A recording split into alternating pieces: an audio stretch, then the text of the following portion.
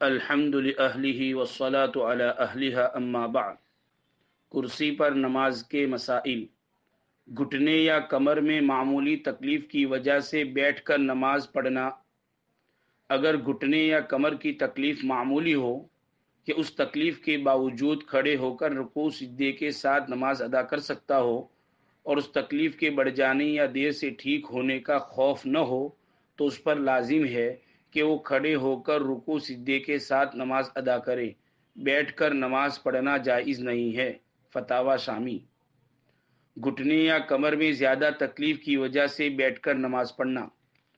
اگر کسی شخص کو گھٹنے یا کمر میں ایسی تکلیف ہو کہ کھڑے ہو کر سجدے کے ساتھ نماز پڑھنے میں تکلیف بڑھ جانے یا دیر سے ٹھیک ہونے کا خوف ہو یا ناقابل برداشت تکلیف ہوتی ہو یا وہ شخص زمین پر بیٹھنے پر قادر ہو مگر رکوع سجدے پر قادر نہ ہو تو یہ شخص زمین پر بیٹھ کر اشارے سے نماز پڑھ سکتا ہے۔ اس کے لیے تشہد کی حالت کی طرح بیٹھنا ضروری نہیں بلکہ جس ہیئت پر بھی بیٹھ سکتا ہو، مثلا آلتی پالتی مار کر یا قبلے کی طرف پاؤں پھیلا کر، جس طرح بیٹھنا آسان و ممکن ہو اس ہیئت کو اختیار کر کے زمین ہی پر بیٹھ کر نماز ادا کرے۔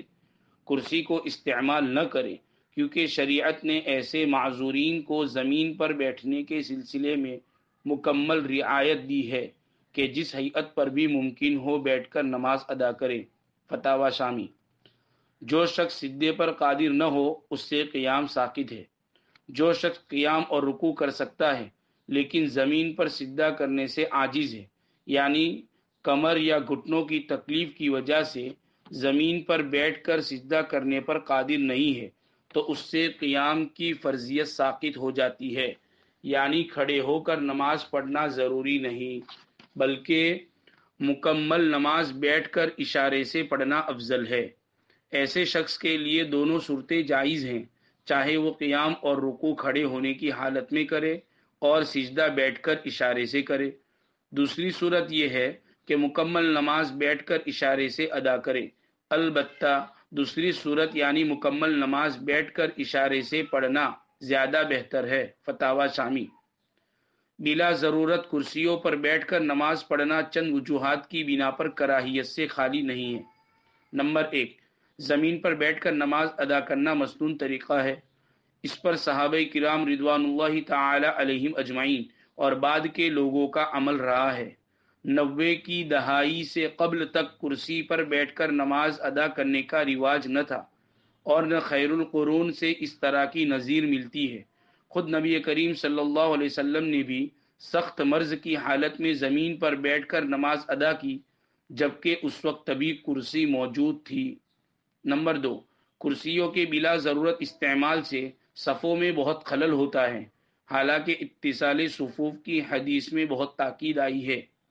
نمبر 3، بلا ضرورت کرسیوں کو مساجد میں لانے میں اغیار کی عبادت گاہوں سے مشابہت ہوتی ہے اور دینی امور میں ہم کو غیروں کی مشابہت سے منع کیا گیا ہے۔ نمبر 4، نماز تواضع و انکساری کا نام ہے اور بلا ضرورت کرسی پر بیٹھ کر نماز ادا کرنے کے مقابلے میں زمین پر ادا کرنے میں یہ انکساری بدرجہ اتم پائی جاتی ہے، لہذا نماز میں حتی الامکان کرسیوں کے استعمال سے بچنا چاہیے۔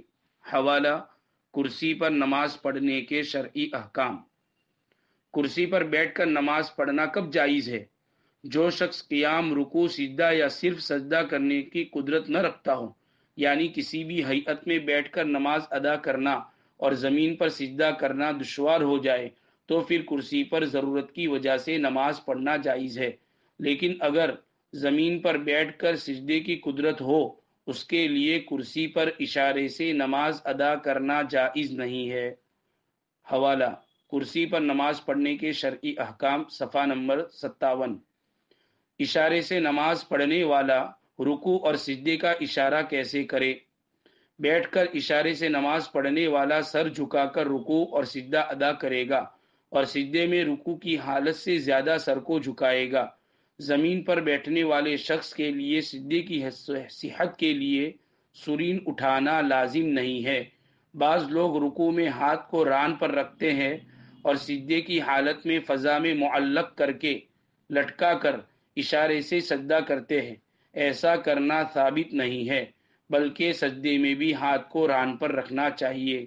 کتاب المسائل۔